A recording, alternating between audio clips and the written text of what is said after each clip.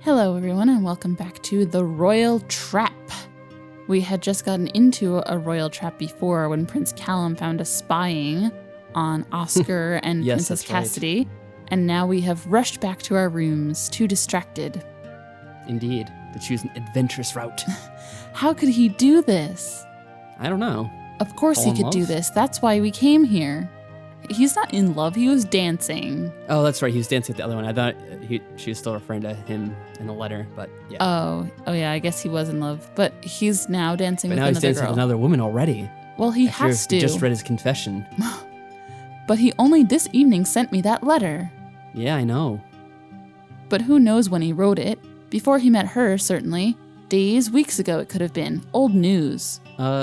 We know that he's supposed to be dancing with her as part of the ceremony. Yeah, calm yourself down there, Madeleine. We even said that ourselves before, I think. I have no right to feel betrayed.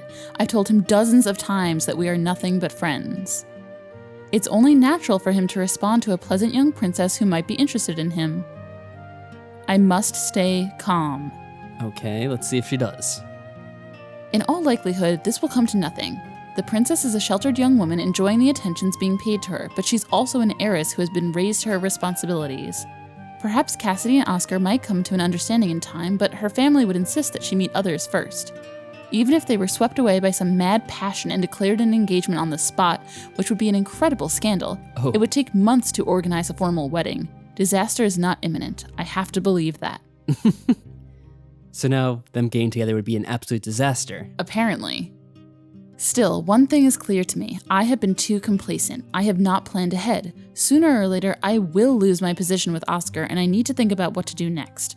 I don't like it, but not liking something doesn't stop it from happening. I have to face this. There are no other princes in Ascendawir, but there is no shortage of young men. If I'm credited with polishing Oscar for a prestigious match, mothers may want to entrust their sons to me, or even younger children. I've had enough education to pass for a tutor if I must. Such a role would give me a new home and security for a time at least. There are benefits to having worked within the palace for so many years. Someone may wish to employ me on the basis of what and whom I know. And then there are my other skills, although I prefer not to rely on them. I read that so creepily. One who lives by the blade tends to die by it as well. No, never. Not that, and not returning to my family's hearth. Better to starve with dignity. I can't believe it could come to that. How could I have let this happen? I knew my life with Oscar couldn't last. I told myself that I was being the wise one, that I was focusing on what was most important, and not letting myself be distracted. Apparently, wisdom and blindness look so similar that I couldn't tell the difference. No, I will not panic. Everything will be all right. I have time. Once we are in our own country again, I will set aside my wages. I will work harder at being sociable and making connections within the court. It is never too late to make a good beginning. It almost seems like she already is panicking, at least in her head. Yeah, she's totally panicking. Perhaps if Oscar marries well, their majesties will see fit to reward me. I am an adult now, and I have earned their trust. They might have a new position in mind. With royal support and a higher pay rate, I would be able to make a home for myself. And then, with security and a place of my own, I could consider personal matters. Ooh. Love, a family, all things I can't have now. A real future at last. Oscar marrying Cassidy could be the best thing that ever happens to me. So it could either be the best or the worst. Right. That's a wide range. But even I wouldn't believe myself if I claimed I would not miss him.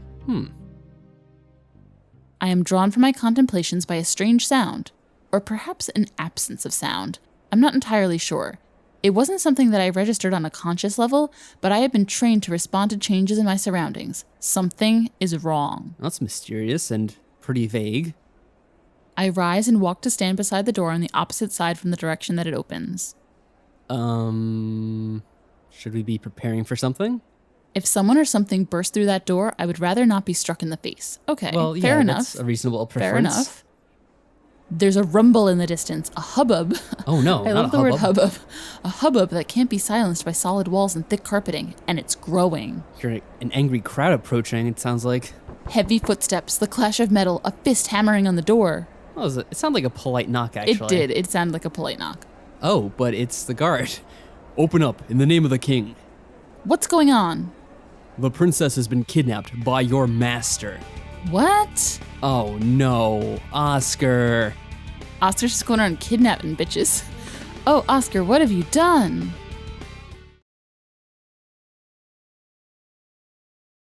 We're up to chapter 1 now. We finally made it to chapter 1. Now again, the presentation hall is filled with guests and guards, more than before and far less friendly. Oh. Oh my god. Oh my. I Look at love the king. The king. Wow. Looks quite fancy. I'm sorry. I didn't see anything. It was dark. Wait, he kidnapped her and he's right here? Well, how could he kidnap her if he's not off with her? I don't know. This seems like odd logic. Oscar has not, in fact, eloped with the princess in a fit of madness. He is here, bruised, dirtied, scratched, and alone. According to the guards, he was discovered lying senseless under a rosebush. Of Cassidy, there was no sign. You spirited her into the gardens and out of sight, my little baby! Oh, Oscar, what were you doing with her in the gardens? Oh, in the bushes. It was her idea. Oh, what a slut. Oh no, they're not gonna like that. Pull yourself together, boy, and speak respectfully. Oh, it's Duke Pherod. Oh, Duke Pherod. That is The Duke disliked. Pherod, the disliked. Oh my god. Really? Because I thought he was kind of cute. Oh. That is Duke Pherod, the disliked. And on first impressions, I cannot say that I'm fond of him either. Except you Aw. are. I like him. Oh yes, his pale vampireness is so attractive. He is a pale man whose lips draw gonna start together in a sparkling, too. pinched expression. No, I don't want vampires and I don't want sparkling. His clothing Alban did. almost sparkled. His clothing, though well-tailored, is too somber for the festive occasion that this anniversary was meant to be, and his voice snaps like the switch ill-bred gentlemen wield on their servants. Oscar looks back at the Duke, his lip curling slightly. Then, with a small shake of his head, he draws himself to his full height. I take it nobody likes this guy. The disliked. Her Highness wished to show me the alba roses in the moonlight. She told me that the gardens was enclosed on all sides. There did not seem to be any danger. You were not satisfied with monopolizing the princess's public attentions. You wished to press your suit in the shadows. I would never have pressed her into anything. We were looking at the flowers and talking. Nothing more. Then I felt a pain in my head. I tried to turn and something wrapped around my neck. That's all I know. Like any prince, Oscar has been trained in the arts of war, but in his case, it is more of an art than a practical defense. He is passable with a sword in the context of a formal duel. With a firearm, he can strike a close-range target so long as neither he nor it is moving. A dishonorable opponent in hand-to-hand could take him down easily. You fight with no honor, sir. I didn't hurt Cassidy, and I don't know where she is. Please, don't waste time asking me questions. We have to find her. It is terribly convenient that you were alone in the dark out of sight. How fortunate for you that you were completely unharmed by this mysterious assault. What? And of course, when only you are able to find and rescue her, you will claim her hand as your reward. Are you saying that I made this all up? That's mad. They're turning on him. I have to do something. Your Majesties, may I speak? Go ahead. Everyone who saw them knew that Oscar and Cassidy were pleased with each other. Surely, of all the princes, he would be the least likely to try such a thing. Are you accusing us of petty jealousy? Of course not, my lord. I'm not accusing anyone of anything. That would be a quick way to make an enemy. I have to be careful what I say. If someone did scheme to kidnap the princess in order to force her into marriage... This guy with the dark hair just looks like he's constantly pleased about something. Oh yes, he is. It probably wouldn't be a man who had a good chance of winning her without it. The benefit would not be worth the risk. A clever way to avoid suspicion. If there's a plot, then someone has something to gain.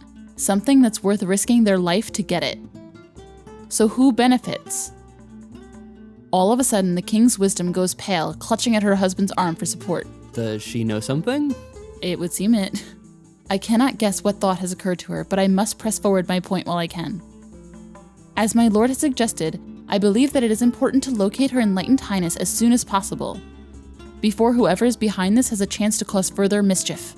Mischief. Just underplays everything. It does. Naturally, I cannot tell a king what he must or even should do, but I am a noblewoman's daughter, even if a low-ranked one. It is not improper to make a suggestion, particularly when the credit is placed upon worthier lips. Indeed. Indeed. His gaze sweeps the room. You will all be escorted to your rooms under guard. I have done nothing. I will not be treated. You are being treated like an honored guest. Your chambers will remain private, and you will remain within them. All of you, including you, Pherod. Your Majesty, I assure you. I want to help with the search. Be quiet, both of you. As far as I am concerned, you are the prime suspects. Oh, so Oscar and this guy Pherod. I wonder, just because he's disliked, or is it because of something else he's done? Well, the fact that he's wearing black? Isn't his daughter the next in line for the throne? Ah, interesting. Perhaps. You'll return to your rooms and stay there, and pray that my daughter is found unharmed.